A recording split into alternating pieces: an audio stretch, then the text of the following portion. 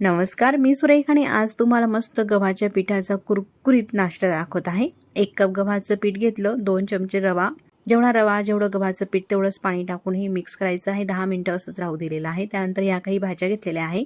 घेतलेल्या भाज्या मिक्सरच्या भांड्यामध्ये टाकू आणि जाडसर असं ठेच्यासारखं फक्त फिरवून घ्यायचं आहे काही सेकंदवरती या प्रकारे।